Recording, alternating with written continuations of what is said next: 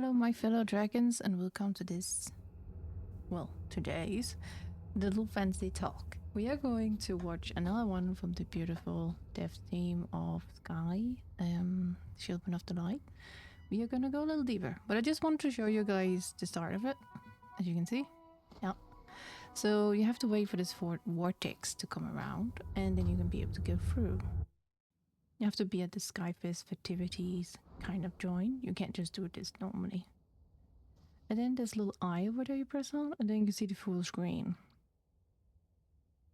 And then I found the best way is to just basically play dead. And this one, that is simply the best way. Otherwise, it's just gonna be like you'll be able to see the seas, or you might see some parts of your sky kit. If you so decided, then you do so. But this is just an example. Anyway, I'm gonna let you enjoy this wonderful talk. I really love all of the talks.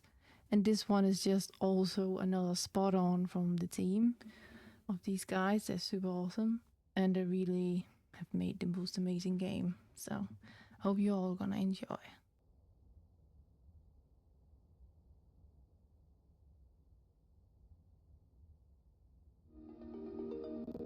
Today's talk is called Designing to Reduce Online Toxicity. When you think about online toxicity these days, you don't even think about gaming anymore. It's almost like anything on the internet, anything in the social media apps. It's like these unwanted attention or harmful attention to you, they are coming at you either in the form of words, voices, and all kinds of things that the internet isn't a safe place anymore. And when it comes to gaming, there is certain stigma about what online gaming toxicity is. I was just searching on the internet recently on like what is a toxic gaming community, and someone actually ranked them and gave all kinds of context about what it represents today's toxicity in the games. But I really want to talk about the love we have towards games. I'm sure everyone here in the conference choose to pursue game as a career because we love games. And when we grow up, the game really made our lives better. I find my childhood friends through games. I find my career through games, and I was able to connect with players, by making games. So I have so much to thankful for the game. But when I tell people outside the game industry that we make games, their first reaction to gaming industry is not very positive. And in fact, if you really think about what online game is, there's a stigma. I think a lot of this has to do with the fact most of the video games, in the first 30 years of the history of games, they're focusing on simulating physics. And the maximum feedback you can get from a physics simulation is destruction. And a lot of the successful franchise really sell people on this power fantasy.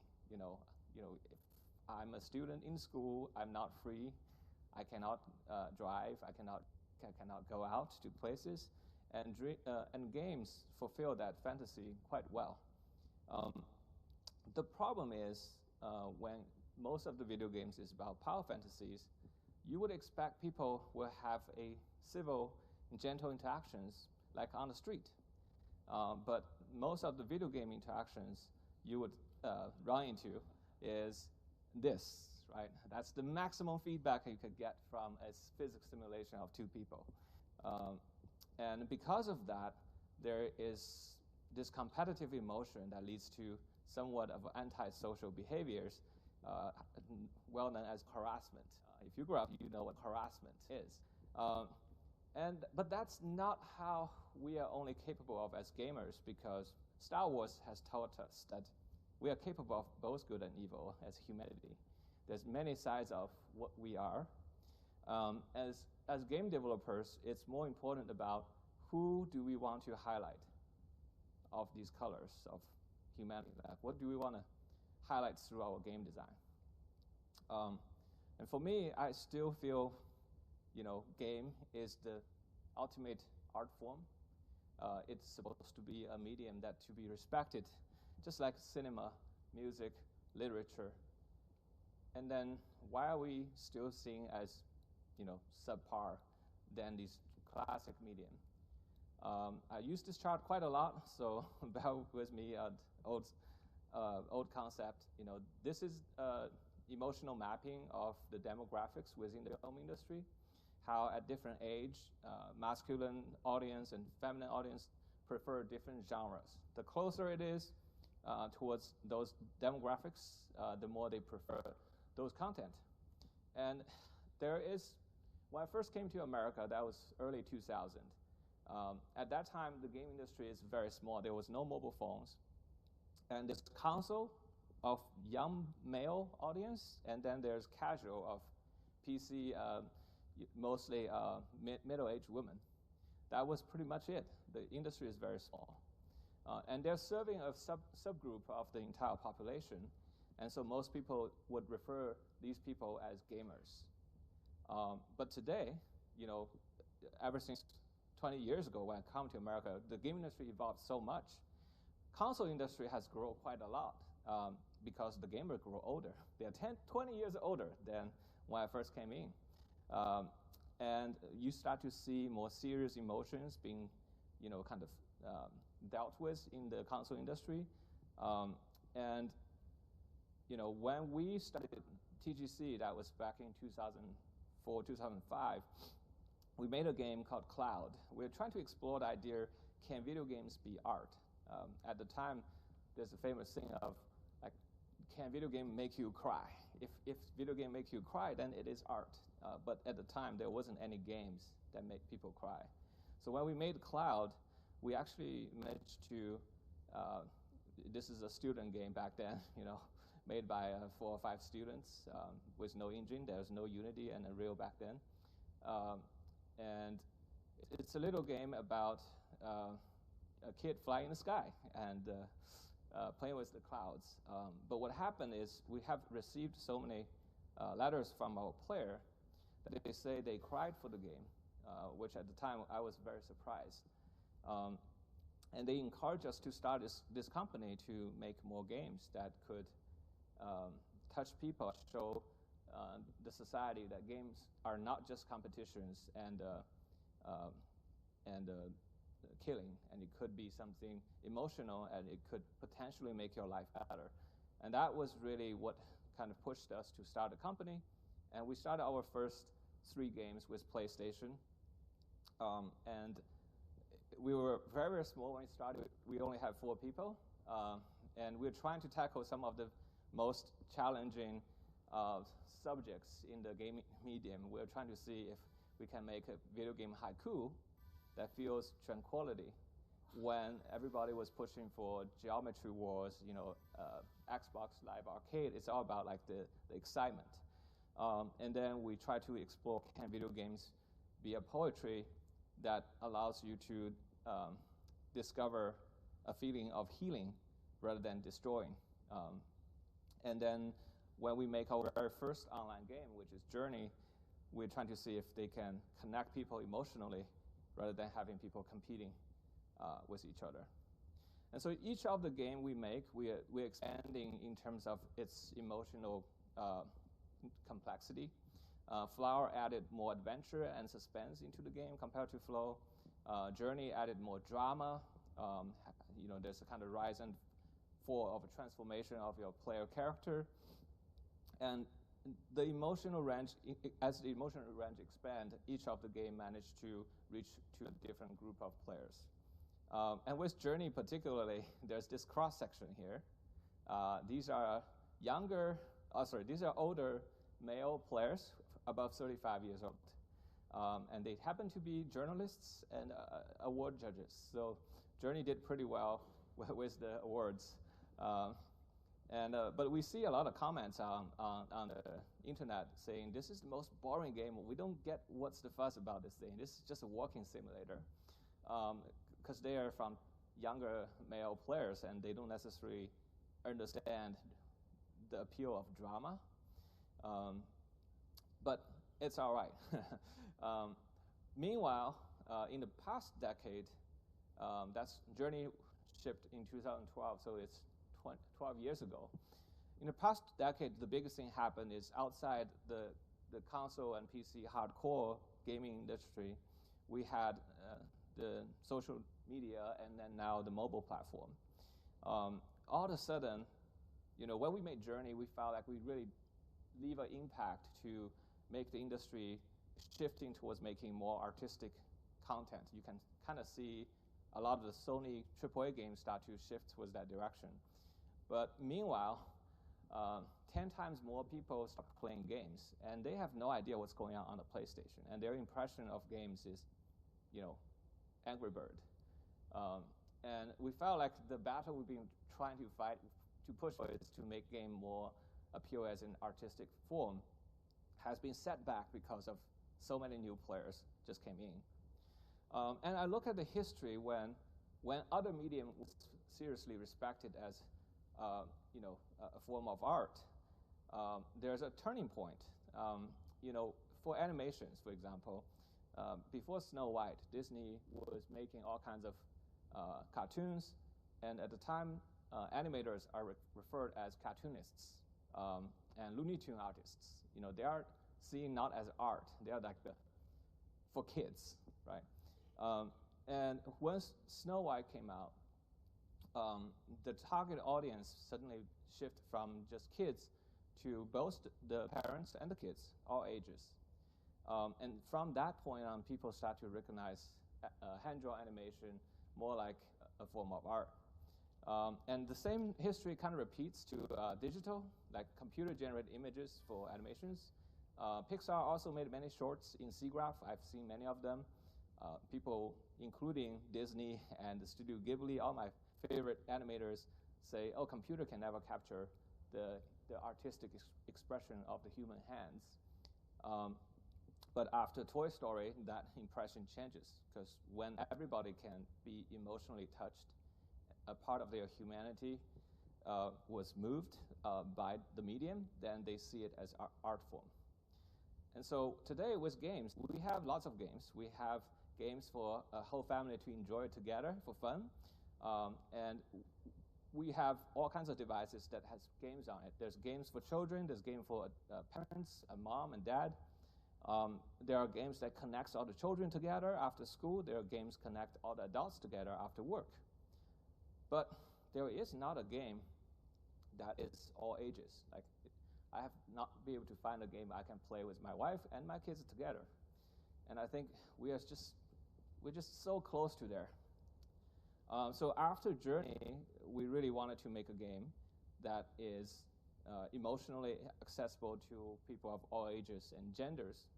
And it has to be, 4-quadrant. That's like how Disney described their animations. But PlayStation at the time is a majority male platform. And we realized if we stay on the PlayStation, on the console, at maximum we can only hit that little slice of the pink pie. And it won't change the society's view of games. And so we made the leap to say, all right, let's try to make the game accessible emotionally, but also from the hardware platform side. And we make a game that everybody can play. And so that's how we started Sky. So from Journey to Sky, it took us 7 years to make, which is insane. Like 3 years is already so crashing, and 7 years, I don't even have the words to describe that. And we're shifting from a console platform to leading with a mobile platform. We're changing from 2-player to MMO. We're changing from hardcore gaming audience to suddenly people of all ages. Many of them never played the games. When we make Journey, there's no chat. It's pretty safe. There's no harassment. No harassment in Journey either. But now we have a complete open online community that could have a toxic behaviors if people can chat. And so it's a lot of challenges that took a long time. But we believe we're trying to build a world that could represent, truthfully capturing the bright side of humanity. Compassion and generosity is the emotion we're trying to create. And these are some of the fan arts. I like to look at players' fan arts because they usually capture what they remember the most from the game. And in Sky, the fan art is never about the NPC stories. The fan art is always about the connection, the bonding, the friendships, the moment of compassion, the moment of altruism. And I'm really, moved by these art. But the game itself is essentially an online, a big social chat room where you can chat, you can hold hands with people, you can high five, you can give a hug, you can dance with people, you can send them letters, leave notes, and play music together. It's a pretty boilerplate description of the game. But at the same time, I want to say Sky is also the most socially engaging online game. I'm sure some games have piggybacking, but nobody bothered to make piggybacking really deep. And so we also have the UGC content where you can play instruments. We actually have the whole list sets of instruments that you can go really jam with friends. The most surprising thing about Sky is that I didn't realize, including Journey, by the way, the majority of players who really like Journey and Sky are women. This just was never a thing if you come to GDC or if you go to E3, you'll never know that. But my coworker told me they had a Journey fan gathering in Japan. Actually, more than half of the people who showed up are women. Certainly, Sky today is over 70% of the active players are women. And worldwide, there's over 260 million install of Sky. And that is just a number that nobody in the studio have ever imagined when we make a game like this. The other surprise is we try to make the game emotionally accessible to people of all ages, and we actually have people of all ages playing. And here's a photo of a family with 3 generations playing Sky together. And out of all the messages I find, this one touches me the most because this is a father who doesn't play video game, but he was playing the game because of his daughter, and he was moved by the game and cried. And he wanted to thank us for making the experience. And I find out this guy works at Pixar, and he's like a Pixar tech lead. That's extra bonus for me. It's just like, these people are hard to move. So,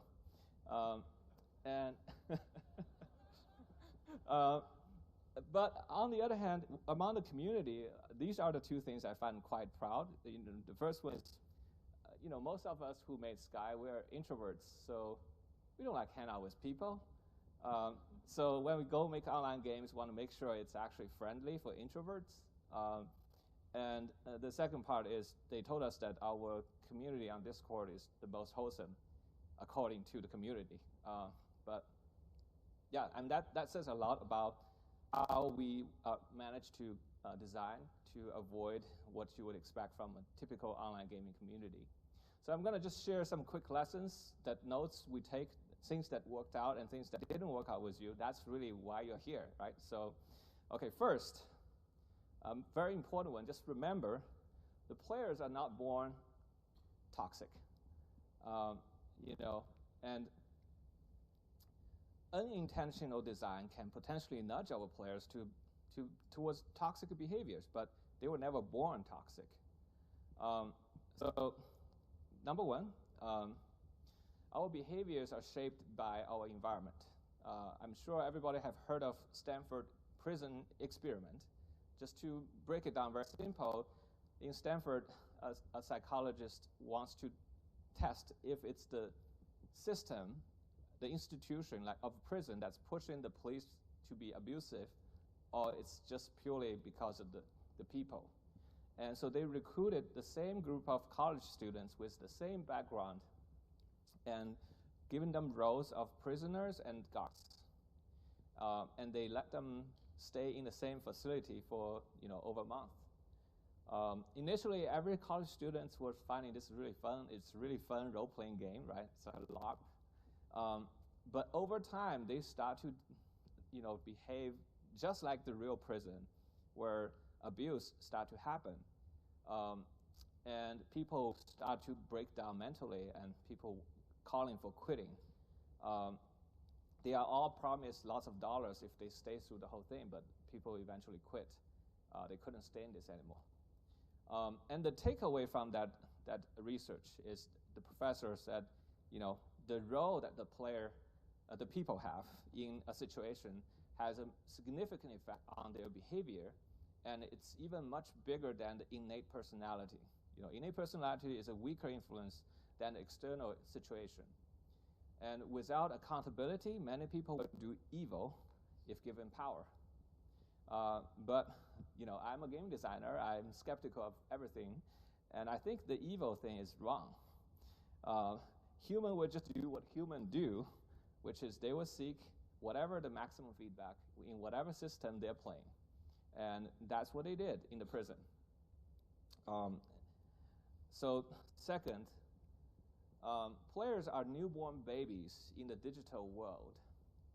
Just think about that. No matter how old you are, if you're going to a new country, if you're going to a cyberspace, you have to relearn everything about the social ethics of the society.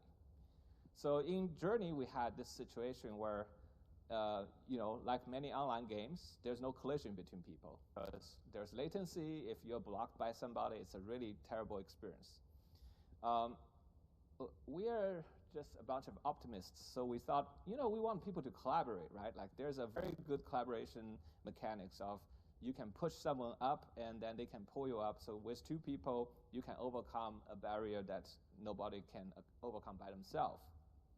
And if they could get reward from that, it will bond them together.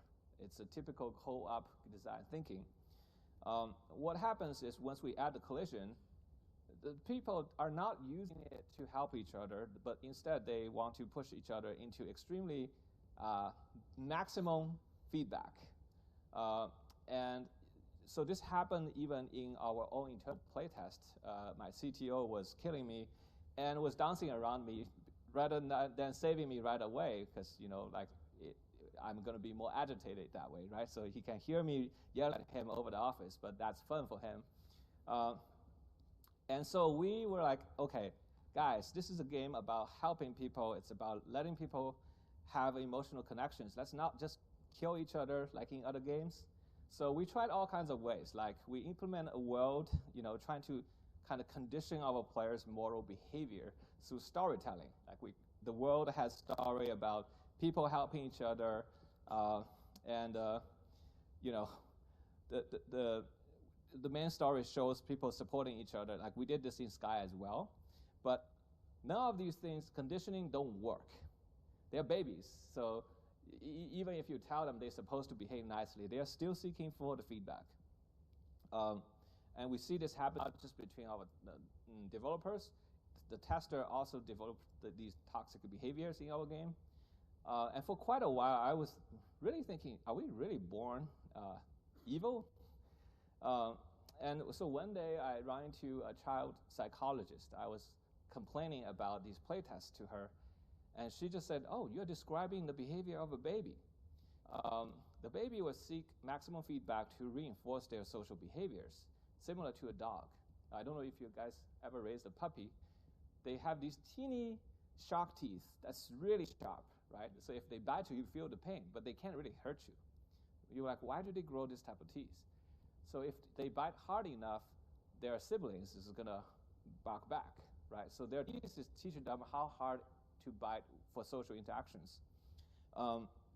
So then you will say, okay, well, maybe if the gamers are kids, let's just give them positive feedback for what they're doing good and giving them negative feedback for what is bad. The problem with babies is that sometimes they don't interpret negative feedback as negative, and they always find that being a positive. Because, my parents are yelling at me, that's new, that's very big sounds, I like that. And this happens on the internet all the time, and so what we learned from the psychologist is that if you want a baby to stop doing the bad things, instead of giving them negative feedback, you should try to give them no feedback. And that's a very simple rule, but you can apply that to all kinds of design in the online community. Okay, third, sometimes you have bad moral behavior that developed in your community, don't worry, you can minimize it through design. So in Journey, in the early days, we had a simple design, those unintentional design, right? In video games, there's resources. If you have resources, you can use that to fly. So that makes you like the resource. There's nothing wrong about that. Every game has this. But when you have two people, they both like the resource, and one person takes the resource and fly, and the other person doesn't have it, these people are thieves. Or worst case situation, they are robbery, right? And during the early days of Journey, people just said, like, why are you making a multiplayer game? Online community is so toxic. We just want to play the game alone. Or give me a single player mode. That's like the most frequent feedback we get from testers. We said, no, we want you to actually connect with each other emotionally. And they were like, no. So we try to change the situation. Like, we don't want thieves to happen in the game, in the interaction. So we made it so that if you fly, the resource you use will come back and it will drop right underneath you. So technically, you're not stealing anybody's money. And the other person can use the resource to fly as well. But they still hate each other. What we discovered is the time it took for someone to pick up a resource and go all the way to a new location. The time it invested was then stolen by the other player, right? And they're still unhappy even though the resource is still there, right? They thought time is also a resource. So it's becoming very hard to design a game where people don't think each other as thieves. And so what we changed in Journey is like, okay, what if there's just unlimited resources everywhere you go, and you can load up your pocket with resources, right? And then in that situation, nobody hates each other. It's like, oh, you are a fellow bank robber. We're all here robbing that ATM. What a nice, shared interest, right? And so people both can fly with lots of resources. They're happy with each other. It's just that one switch, right? You start to change the behavior of how people see each other. And so in Journey, eventually we removed the collision, not because we can't, but because we want. So there's no feedback for pushing people off the cliff. But at the same time, we created new feedback where if the people are close, their warmth is charging each other. It's like they're giving each other resources. And that made the player actually really enjoys hanging out with each other because they are getting free money from each other's pocket, right? Why would you love someone who can give you money, right? And both you can fly. And you like to fly, I like to fly. If I fly, I'm close to you. And this makes player actually feel more comfortable to travel together. So from like, I want to play alone, these people are thieves, to, I can't, I'm going to wait for my friends to catch up. The only change is just the environment. They're the same people who's playing the game. So I just want to use this example to show you that it's possible to minimize the toxic behaviors if you see them happening in your games. Work on the design. Okay, the second important lesson is that, Spider-Man says great power comes with great responsibility, right? Well, why would you have great power if you haven't earned it? You should give people power only after they have earned the power. And we need to fight toxicity with barriers. Okay, so what is this? So number one, I think we all would agree that we have the rights to not be pushed with untrusted content, right? Like, we all have the rights to not to see or not to hear if the content is terrible for us. But that's not the case. That's not the status quo of our online game. User-generated content usually can be disruptive. In the good case, they're funny, and the bad case, they're hurtful. So in Journey, we have no user-generated content, but just the position of the player. But in a typical online game, you have very smart user IDs. I don't know why gamers like to do that, but it gives you these weird feelings, right, when you read them. And for online games, there's the public chat. And usually it has nothing to do with your game. And they usually take you out of the game. And worst situation, you hear somebody using the voice chat, then you really want to run away from this game. And so what we did is we were like, why are these content pushed to the player? We just want people to share a moment. They don't need to see these content, and that's huge distractions. So with Journey, we try to keep everything clean.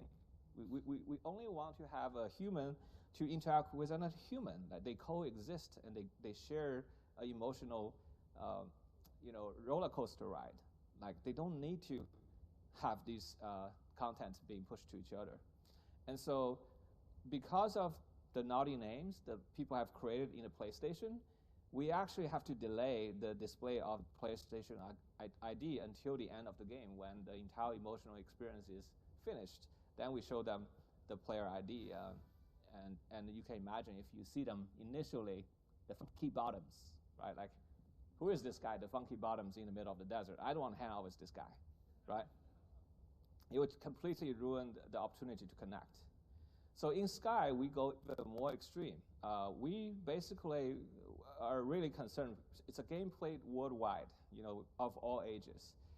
And I personally have experienced, racism, sexism, even age is being discriminated. I'm 40 years old. The kids doesn't want to know I'm a great uncle, right? So we have to hide all those identities first. We want people to be judged by each other as just a human being. So in Sky, if you have not have a meaningful connection with people, you just appear as a shadow. And the second thing is, names become a necessity in this game because there's so many players. You won't be able to tell them apart if you don't give them a name. In all the other games, you name yourself, right? And that's usually where the bad apple comes. So we decided to switch it, redesign the game where you give names to the other player. And in that way, no one can really force you to read anything you don't want to see, right? And that worked quite well for us. At least we have never heard any report on harassment because someone has a strange name in Sky. The second thing is social firearms needs a permit. Like if you want to run a shotgun, you want to carry a shotgun, you need to get a permit in the real life, right? So why would you give shotguns to babies, in the online game? So what is a shotgun? Social shotgun is the megaphone, right? You can speak in the public channel, and you can say something outrageous, and because you're anonymous, you can get away from it. So early on in Sky, we had these talking benches. Like we don't want people to talk all the time because that's just too dangerous. So have these very short, 1 to 2 minute bench. You can sit down and have a brief conversation just to see if you like them or not. And then players start to request. They want to say, hey, the bench is too small, only 2 people can talk. Can you give us 8-player benches? So we put it in the lobby. And then what happened is we have the eggplant boy. He becomes very famous because he always hang out in the social lobby, and just when people are all chatting, on the 8-person seat, he would jump on there and just use many eggplants. And so many people was upset about this kid because they think the eggplant means something.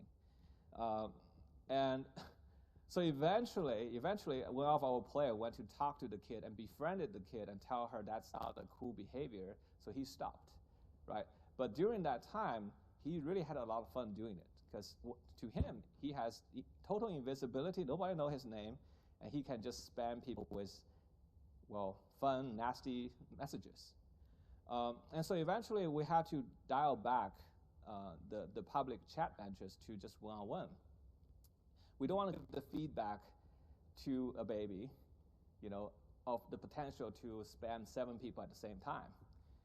If you are only sitting down next to someone who's sitting on the bench, you're very less likely to get a positive feedback because that person could be AFK. That person could be a worse person who can talk back to you. So it becomes much less toxic. We are no longer getting reports of eggplant boys. And we have the inspiration from Dark Souls, where people leave helpful messages. So we want to reinforce that behavior. We want our players to leave messages to help each other, just like Dark Souls. The initial results are terrible. It's just like any online forum. You will find many smart text that is either funny or very disruptive. So essentially, if you unfilter the content could be very nasty, right? And creatively nasty on purpose, because all the kids are looking for maximum feedback. So how do we control these behaviors? Is we have to ask our player that, if they want to have this power to push content to a lot of people, they have to earn their permit, right? Just like if you want to own a gun, you have to earn a permit. So how do you do that? So I was talking to a different child psychologist, and I asked her, so how do you correct these problematic kids' behavior in school? Because they would do all kinds of programs with kids. And I was asking her, what's the most effective? And she said, the most effective program is you rally up the struggling kids who have really terrible social behaviors, they're bullies, or they just don't get along with anybody. You rally them up, you sit them together like a 12-step program. You kind of ask them to talk about what they enjoy. And very quickly, they will find connections. You like that? I like that too, right? And then they will bond with each other. And once they build trust, once they find a community and they have friendships, they stop behaving terrible, because they suddenly have somebody they care about, and they don't want to appear terrible in front of the people they care about.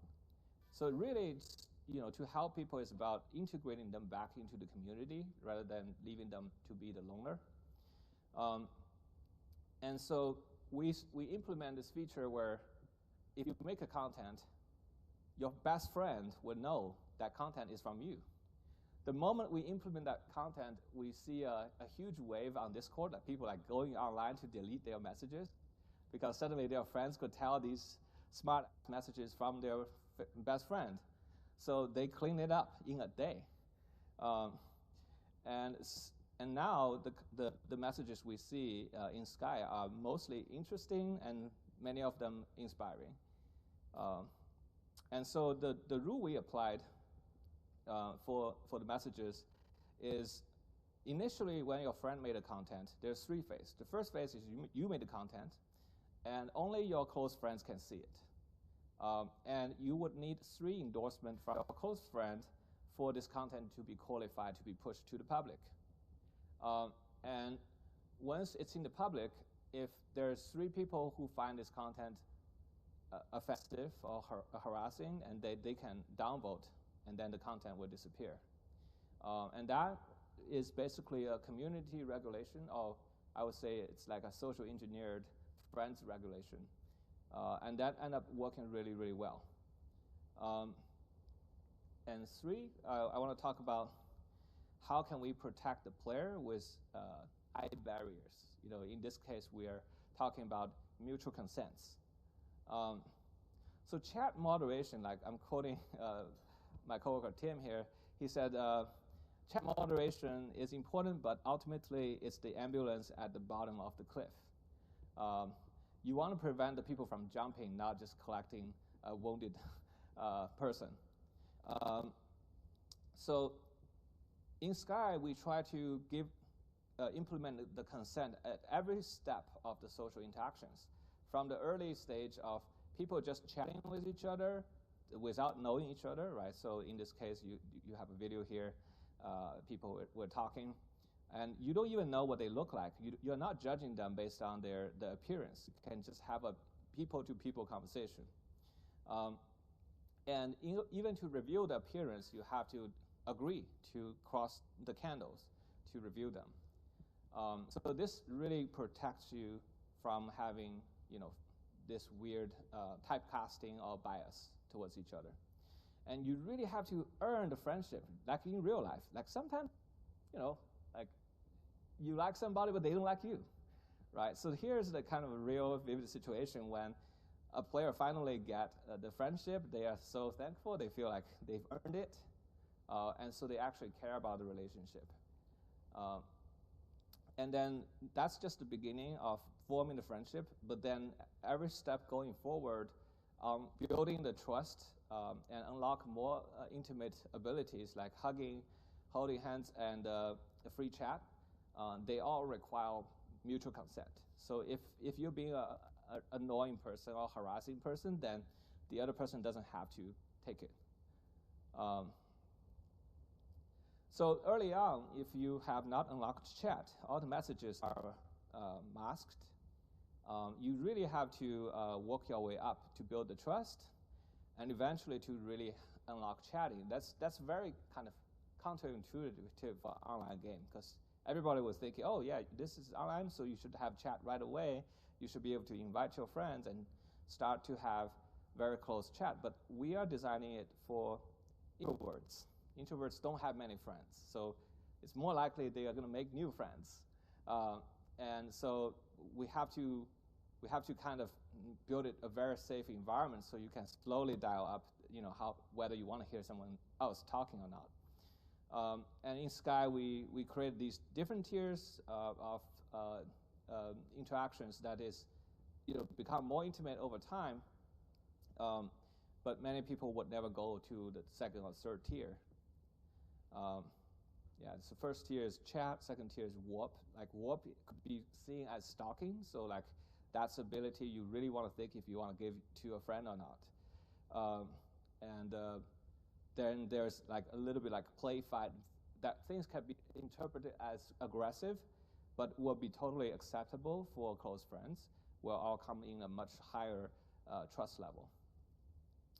So the higher the entry barrier is, nicer the people behave socially when they finally enter it. I don't know why, that's just humanity, I think. All right, the third lesson is, once you build a relationship, you want to protect the authenticity of the relationship. Gamification on relationship tend to erode trust and turn relationship into toxic behaviors. Number one is you don't want to mix relationship with rewards. It's like friends with benefits or with profits. That's usually don't go well.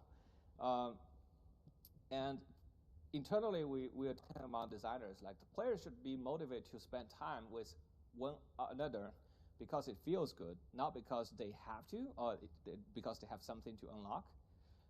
In the early days, we were trying all kinds of mechanics. We're trying to nudging the player to become friends with each other. What happened is, in the rainforest, we have the rain that's harmful for your health. And so we have umbrellas. We designed a puzzle where if two friends come, they can pray at the shrine, they will get the umbrella for both players.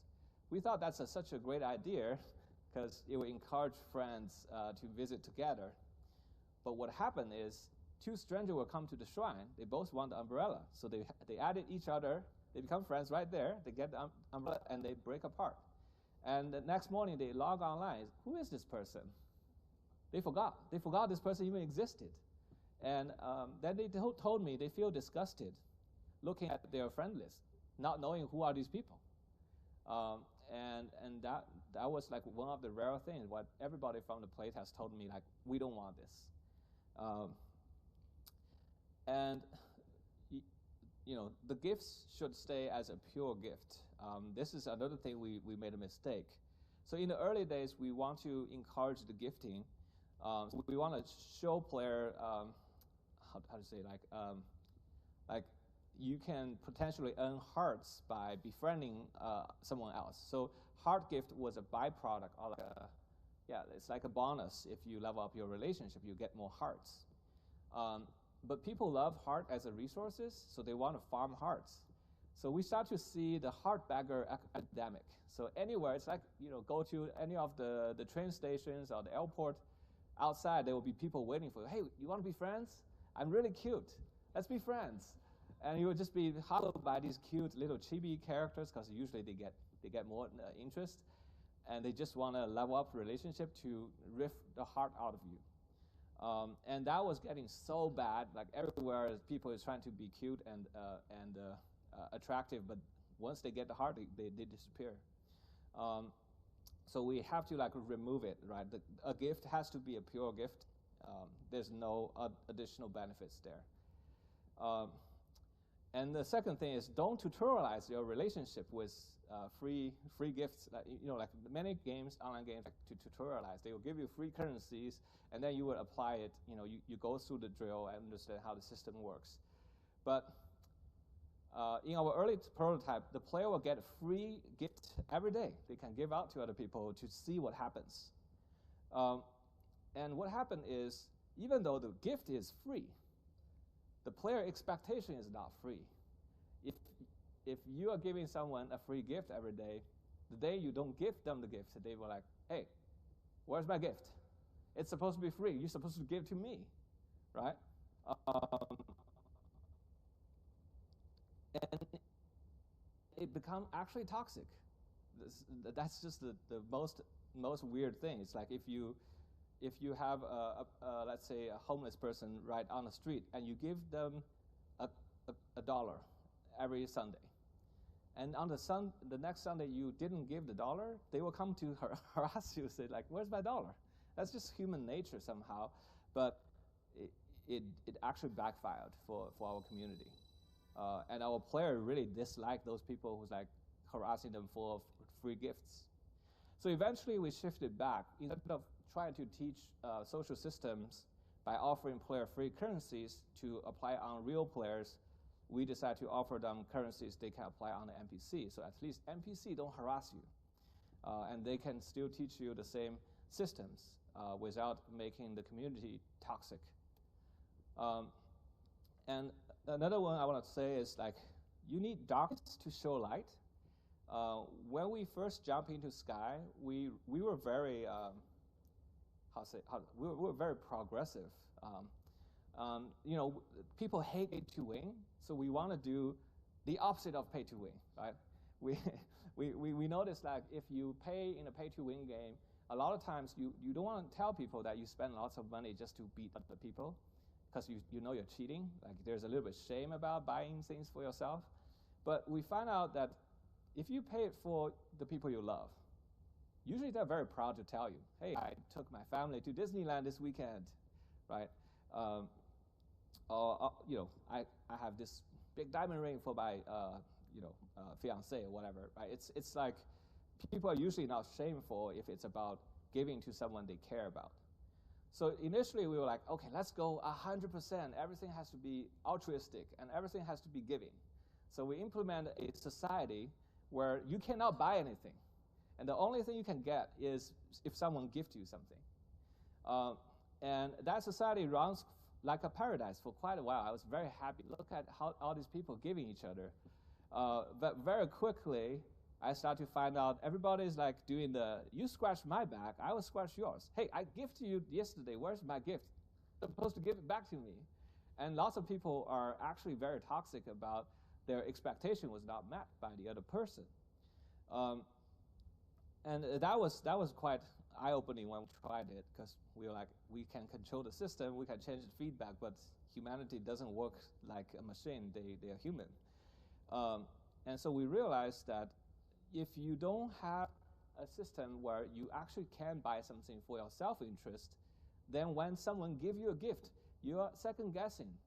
Your question is that gift even is genuine, or are they just simply expecting you to give back to them something?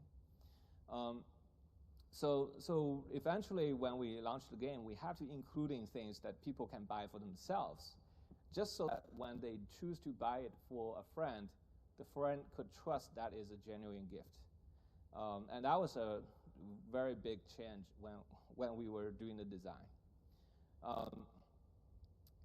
So what we want is a genuine gift, not just gifting economy.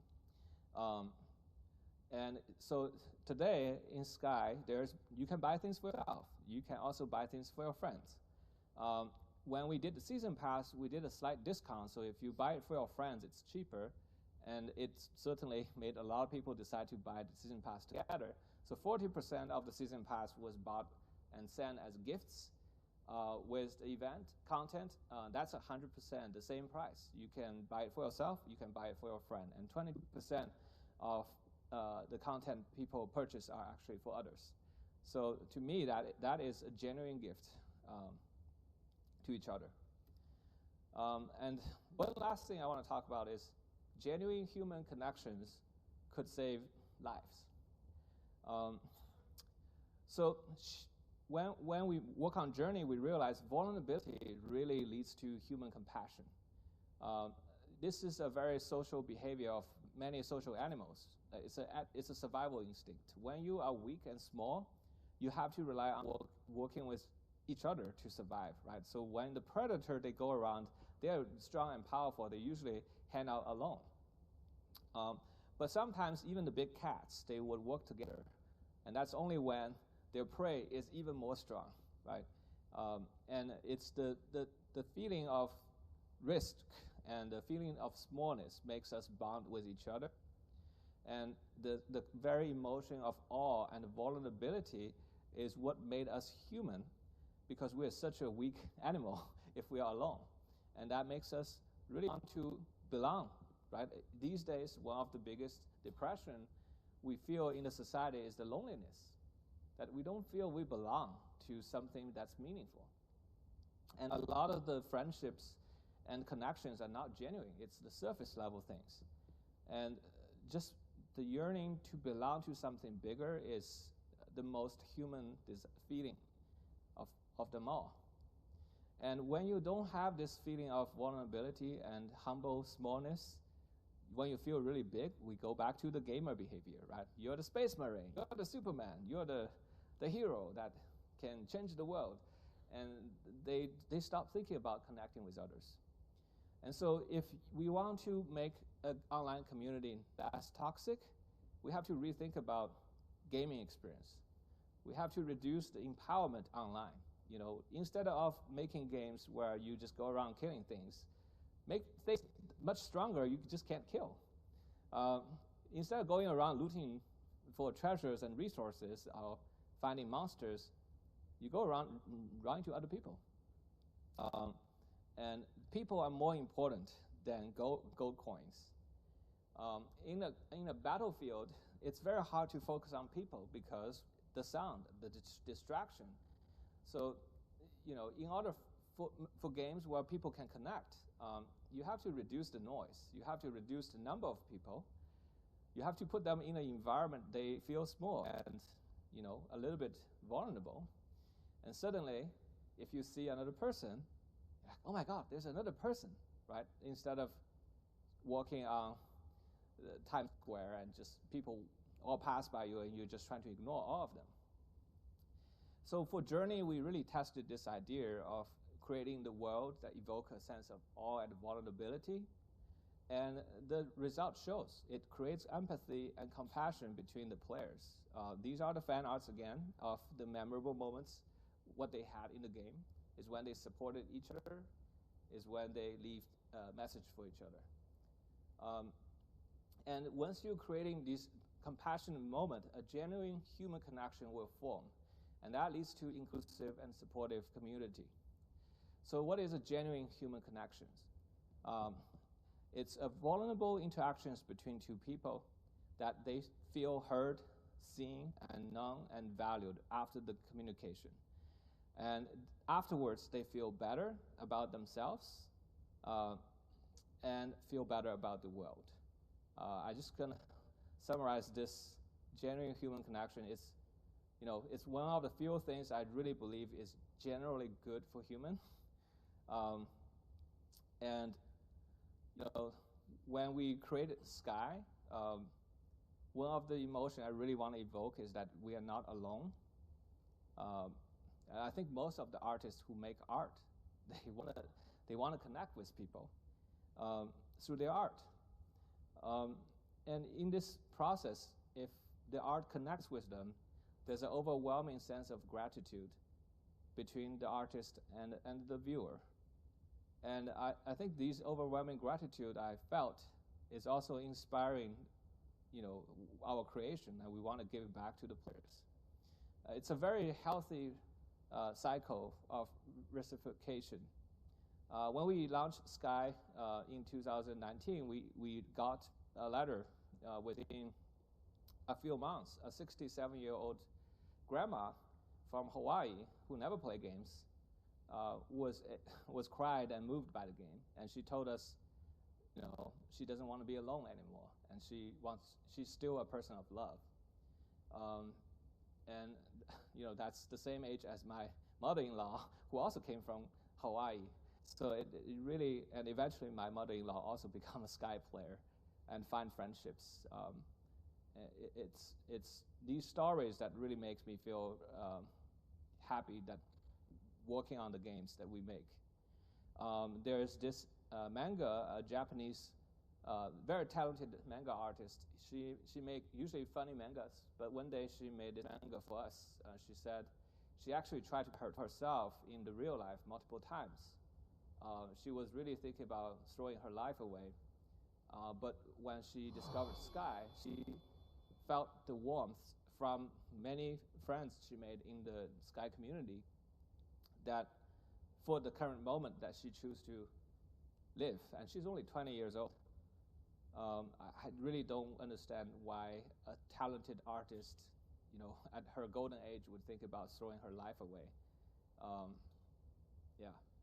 And during the Ukraine and Russian war, we were really concerned because we have players from both nations. And when they run into each other, instead of having a fight in the game, they actually really supported each other. They see each other as victims of the war, and they still stay contacted today. And I want to show just one last thing. This is from the concert of Aurora. When there's 4,000 people can view the concert together. But when we give this tool to our player, when they have the control to tell each other what to do, together they were able to perform something that's just really beautiful and moving. They decide to come together without any of the problem. We didn't tell people to do this, but they decide to do it together with each other. Instead of competing or fighting, they're here to create art. I've just never thought a gaming community could be more amazing. So to conclude, how do you keep your online interaction positive? First, just remember, players are not born toxic. We are all capable to being a good citizen and treat each other with compassion. So really just focusing on your design to highlight that bright part of humanity. Number two, don't give players social powers. No shotguns for babies, right? They have to earn their trust. And that's how the real society works, and I don't understand why online games don't do that. And number three, if you build a relationship, don't ruin the authenticity with gameplay mechanics. Gamification don't work with relationships. It needs to be genuine. And try to build genuine human connections in your community. It will save lives. And we are game designers. We're thinking about how to change people's behavior in our games, but I don't see why we couldn't think about how real-world institutions can be designed to promote human values rather than destroy them. And if you can make it work in the virtual world, I don't see why it wouldn't work in the real life. So TGC, is a company that started 18 years ago, trying to make games to tell heartwarming stories for all ages. But today we have to change it because it's an online game now, right? We have to inspire humans to connect worldwide. Thank you, and we are also hiring. Yeah. So I simply cannot say enough how I love this game, and even after all these talks make me want to play it even more, because I kind of know the people behind it and what their thoughts were in with the game. It makes such a difference for me because I feel like I'm getting a bit closer to what the idea was, and it's basically kind of what I feel with the game. It's peaceful, it's no toxic, and it's wonderful and beautiful.